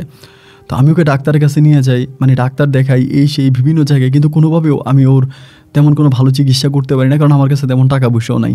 পরে আমি বললাম যে মনি, আমি তো তোমার চিকিৎসা করাইতে পারবো না, তোমার অবস্থা যেহেতু এতটাই খারাপ হয়ে গেছে, অসুস্থ হয়ে গেছে, তো তুমি আমাকে তোমার পরিবারের ঠিকানাটা দাও, তোমার পরিবারের কোনো নাম্বার আছে কিনা আমাকে দাও, আমি তাদের সাথে যোগাযোগ করি, যে দেখি তারা কোনো সাহায্য সহযোগিতা করে কিনা। তো ও যখন আমাকে এটা বলে, আমি এরপরে ও আমাকে একটা নাম্বার দেয়, আমি তখন ওই নাম্বারে যোগাযোগ করি। এবং যোগাযোগ করার পরে তারা তখন বলে যে ঠিক আছে, একটা কাজ করো, তুমি মনিরে পাঠাই দাও, মানে ইন্ডিয়াতে পাঠাই দাও, এই কথা বলে। তো ও তখন আমার মানে বাচ্চা দুধ খাইতো। পরে পাঠাবো কেমন করে, কারণ ওর তো পাসপোর্টের ভিসার মেয়াদ অনেক আগেই শেষ। যাই হোক, অনেক প্রক্রিয়া সম্পূর্ণ করে ওরে আমি কলকাতাতে পাঠাই, আমার ওই ছেলেটা সহ, এবং আমি সহ সাথে করে যাই। এবং আমি সহ সাথে করে ওখানে যাওয়ার পরে দেখলাম যে মনির ভাই আছে, মনির বাবা নাই, মা নাই, ভাই আছে। এবং ও তো আসলে মানে মুসলিম হয়ে গেছে, এটা আমাকে বলতে মানা করছে। বলছি যে তুমি ওখানে যেয়ে বলবো যে আমি হিন্দু ধর্ম পালন করছি, বা আমি হিন্দু, কারণ মুসলিম হইলে পরে আমার ভাইয়ের বউর আমার ঘরে জায়গা দিবে না। পরে ওইখানে গেলাম, যে আমি সবার কাছে বলতেছি যে ও তো মুসলিম হয়ে গেছে, এই হিন্দু, ও কিন্তু মুসলিম হয় নাই। এবং আমার যে ছেলেটা ছিল ওইটারও ওরা হিন্দু মতে ওইখানে রাখতেছে। তো আমি ওইখানে থাকতে পারতেছি না, কারণ বাংলাদেশে তো অসুস্থ আমার মা তো অসুস্থ, আমি এই জায়গায় থাকা আমার পক্ষে সম্ভব না। তো আমি তখন করলাম কি, পুনরায় আবার আমার আম্মার কাছে চলে আসছি, মানে আমার আম্মাকে দেখাশোনা করার জন্য আমার কাছে চলে আসছে, ওরে আমি কলকাতাতেই রেখে আসছি। এইভাবে সময়গুলো কাটতেছে, এবং এমন করে সময়গুলো কাটতে একটা পর্যায়ে মানে হঠাৎ করে আমার এই মানে মনি অসুস্থ হওয়ার বা প্রায় আপনার 4 থেকে 5 মাসের মাথায় আমার আম্মা মারা যায়। এবং আম্মা যখন মারা যাওয়ার পর আমি মনিকে ফোন করি যে আমার আম্মা মারা গেছে, তা তুমি আসো, আমার আম্মাকে দেখে যাও। আমরা যেই বাড়িতে থাকতাম ওই বাড়িতে তখন আমি আমার আম্মাকে মাটি দিই, আমার আম্মাকে মাটি দিয়ে আমার আম্মা দাফন কাফন সম্পূর্ণ হওয়ার পরে আমি যখন পুনরায় আবারও কলকাতায় যাই, এবং কলকাতায় ওই এলাকাতে যাওয়ার পর আমি জানতে পারি যে মনি আমার সাথে যোগাযোগ অফ করে দেয়, কথাবার্তা বলা বন্ধ করে দেয়। সেখানে যাওয়ার পর আমি জানতে পারি যে মনির অন্য কোথাও বিয়ে হয়ে গেছে, মানে কোন একটা হিন্দু ছেলেকেও বিয়ে করে ফেলছে। তা কোন একটা হিন্দু ছেলেকে বিয়ে করে ফেলছে, এবং বিয়ে করার পরে মানে আমার ভিতর তখন এত কষ্ট হইতেছিল যে তুমি আরেকটা ছেলেকে বিয়ে করে ফেললা। ও আমাকে বলা আমি প্রেশারে পড়ে বিয়ে করছি, আমার ভাইরা আমাকে খুব প্রেশার দিছিল, খুব চাপ দিছিল, তাদের চাপ নিতে না পেরে আমি বিয়ে করছি। আমি বললাম তুমি বিয়ে করছো ভালো কথা, তাইলে তুমি আমার সাথে চলে আসো, বিয়ে করছো যা হবারটা হয়ে গেছে, আমার সাথে চলে আসো, আমি তোমাকে বাংলাদেশে নিয়ে যাই, এবং আমার বাচ্চা আছে, আমার বাচ্চাকে নিয়ে আমি বাংলাদেশে থাকবো। একটা হিন্দু নাম আমার বাচ্চাটা রাখছে। পরে ও বলেছে না, আমি যাব না, আমি যেখানে চলে আসছি আমার পরিবারের সাথে, আমি এখানে থাকবো, আমি আর বাংলাদেশে যাব না, আমার যেতে ইচ্ছে করে না, বাংলাদেশের কালচার, বাংলাদেশের নিয়ম নীতি বা এইসব ধর্মীয় বিষয়গুলো আমার কাছে ভালো লাগে না। আমি ওকে খুব অনুরোধ করলাম যে তুমি আমার সাথে চলে আসো, আমার সাথে চলো না। অনেকভাবে বলার পরেও ও আর আমার সাথে আসলো না। এইভাবে আমি তখন খুব নিরুপায় হয়ে তখন আবারও পুনরায় শূন্য হাতে বাংলাদেশে ফিরে আসি। বাংলাদেশে ফিরে আসার পর আমি তখন আমার আব্বা আম্মার কবরের কাছে থাকতাম, ওখানে কান্নাকাটি করতাম। এলাকার লোকজন অনেকেই ছিল, তারা আমারে বলে বিয়ে শাদী করো, সংসার করো, নতুন করে জীবন শুরু করো। কিন্তু কাউকে বিয়ে করে নতুন করে সংসার শুরু করা এই জিনিসটা আর আমার কাছে হয়ে উঠলো না। দীর্ঘ প্রায় 5 বছরের মতো কেটে গেছে। 5 বছর কেটে যাওয়ার পরে আমার ওই সন্তানের কথা, মানে আমার ওই বাচ্চাটার কথা আমার বারবার মনে পড়তেছে। যে আমার বাচ্চাটা তো মুসলিম, আমার ছেলে মুসলমান, এবং এইরকম করে আমি তখন মানে বলতে খুব খারাপ লাগতেছে, বাস্তবতার জন্য আমি কথাটা বলি। একদিন আমি কলকাতায় গিয়ে কলকাতার কিছু লোকের সাহায্য সহযোগিতায়, তাদের নাম না বলি, তাদের সাহায্য সহযোগিতায় আমি তখন আমার মনের কোল থেকে আমার বাচ্চাটাকে আমি চুরি করি। মানে ওই বাসাতে আমি আমার বেবিটাকে একরকম চুরি করি, কিছু টাকা পয়সাও লাগে, চুরি করে আমি তখন আমার বাচ্চাকে কলকাতা থেকে বাংলাদেশে নিয়ে আসি। মানে অবৈধভাবে বর্ডার ক্রস করে বাংলাদেশে নিয়ে আসি, এবং আমার ছেলেটাকে বাংলাদেশে আনার পরে আপনার মনি, তারপরে মনির যে স্বামী, দেন অনেকেই তখন বাংলাদেশে আসে বৈধভাবে, এবং তারা এসে এই বাচ্চা নেওয়ার জন্য অনেক ঝামেলা করে, কিন্তু আমি আমার বাচ্চাটা আর দিই না, কারণ আমার বাচ্চাটাই তো আমার সব কিছু, আমার তো আর কেউ নাই। এরপরে আমি বাচ্চাটাকে আমার কাছে রেখে দেই, অনেক ঝামেলা হয় এরই ম্যাচে, বিস্তারিত বলতে গেলে অনেক সময় লাগবে, কিন্তু মনি আর আমার বাচ্চাটাকে আমার কাছ থেকে নিতে পারে না। আমার কাছ থেকে বাচ্চা নিতে না পেরেও তখন শূন্য হাতে আবারও ইন্ডিয়ায় ফিরেছে, ওর সাথে আমার আর কোনো যোগাযোগ হয় না।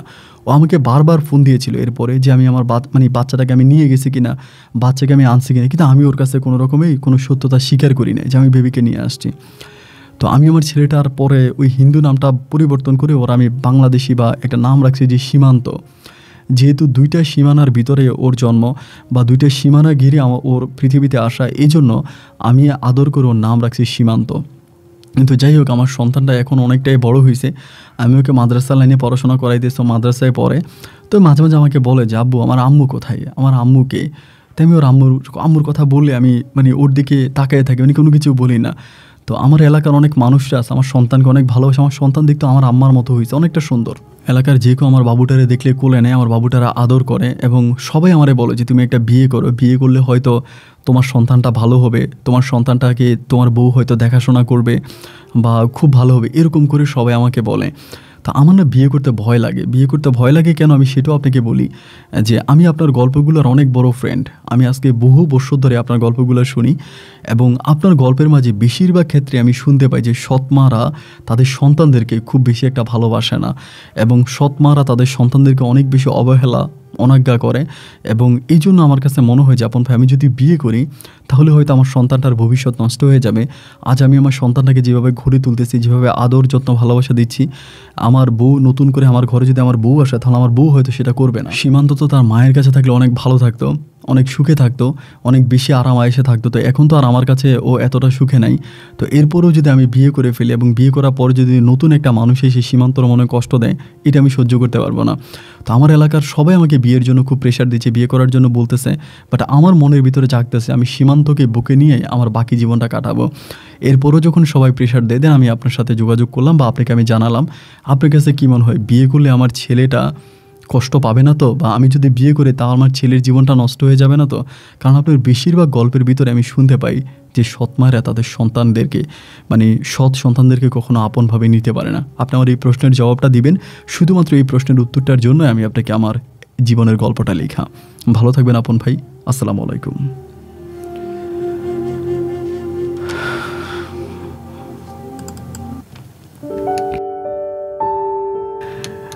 যাই হোক, আপনারা হয়তো অনেকে অবাক হয়ে গেলেন যে শুধুমাত্র মানে বিয়ে করলে তার সন্তান সীমান্তের জীবন নষ্ট হয়ে যাবে, এটা জানার জন্য এই সীমান্ত তার জুবাইর ভাই তার জীবনের এত বড় গল্পটা আমাকে লিখে পাঠিয়েছে। তো এখন বড় বিষয় হচ্ছে কি, যে আসলে অনেকেরই অনেক ধরনের কথা থাকে, সব গল্পগুলো তো আসলে একরকম হয় না, বা সব মানুষের মেধা শক্তি তো একরকম না, সব মানুষ তো আর একরকম না। সেক্ষেত্রে জুবাইর ভাইয়ের কাছে মনে হচ্ছে যে সে যদি বিয়ে করে, নতুন বউ আসে, তাহলে তার ছেলে সীমান্তের জীবন নষ্ট হয়ে যাবে।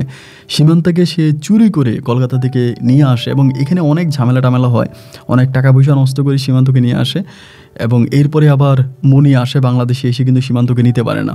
তো সেই জায়গা থেকে সীমান্ত এখন মানে জুবাইরের আত্মা, মানে জুবাইরের কলিজা, কোনোভাবেই যদি সীমান্ত কষ্ট পায় জুবাইর সহ্য করতে পারবে না। এই জন্য জুবাইর মনে করে যে বিয়ে করলে হয়তো সীমান্তের জীবন নষ্ট হয়ে যাবে। আসলে সৎ কথাটাই কিন্তু অর্থটা অন্যরকম দাঁড়ায়। সৎ মানেই আপন, সৎ মানিয়ে ভালো, সৎ মানিয়ে নিষ্ঠাবান। কিন্তু আমরা যখন এই সতের সাথে সৎ মা কথাটা শুনি, তখনই আমরা একটু চমকে উঠি। সৎ মা খারাপ, সৎ মা ভালো না, সৎ মাকে নিয়ে আমাদের অনেক খারাপ কথাবার্তা আমাদের সমাজে আছে। তো আসলে সত্যিকার বলতে এই দুনিয়াতে অনেক ভালো সৎ মারাও আছে, যারা অন্যের সন্তানদেরকে, সৎ সন্তানকে নিজের সন্তানের চেয়ে আরও বেশি আদর ভালোবাসা দিয়ে বড় করে। এরকম অনেক গল্প আছে। দেখেন, আমি তো শুধুমাত্র খারাপ ঘটনাগুলোই তুলে ধরি, আমাদের এই সমাজে অনেক ভালো ঘটনাও ঘটে, এগুলো হয়তো আমি বলি না। এর জন্য ভালো অনেক সৎ মারাই আছে যারা যাদের সন্তানদেরকে মানুষ করে। সীমান্ত জুবাইরের এখনও বয়স আছে, বিয়ে করার মতো বয়স আছে। আমার মতে জুবাইরের বিয়ে করা উচিত। এবং বিয়ে করলে সৎমা আসলেই যে সীমান্তের জীবন নষ্ট হয়ে যাবে বিষয়টা তাও না। এবং একটা মহিলা যেভাবে সীমান্তকে আদর যত্ন করতে পারবে, বড় করতে পারবে, সেখানে জুবাইর আমার কাছে মনে হয় ওভাবে করতে পারবে না, বা পারলেও এটা ঠিক হবে না। আমার জায়গা থেকে আমার কাছে মনে হয় যে জুবাইরের এইসব মানে চিন্তাভাবনা মাথা থেকে বাদ দিয়ে বিয়ে করে সীমান্তকে নিয়ে নতুন একটা সংসার তৈরি করা দরকার আমার কাছে মনে হয়। এবং আপনাদের কাছে কী মনে হয় সেটাও রংপুরের ভাই জুবাইরের জন্য আপনারা লিখবেন। আপনাদের কমেন্টগুলো জুবাইর ভাই পড়লে হয়তো এত কষ্ট করে এই মানুষটা আরও কয়েকজনের সাহায্য সহযোগিতা নিয়ে খুব কষ্ট করে তার গল্পটা লিখেছে মানুষটা, ও তাদের খুশি হবে। সবাই ভালো থাকবেন, সুস্থ থাকবেন, এই শুভকামনায় আজকের মতো এখানে বিদায়। আপনাদের সাথে আমার দেখা হবে অন্য দিন অন্য কারো বাস্তব জীবনের গল্প নিয়ে। আল্লাহ হাফেজ অ্যান্ড আসসালামু আলাইকুম।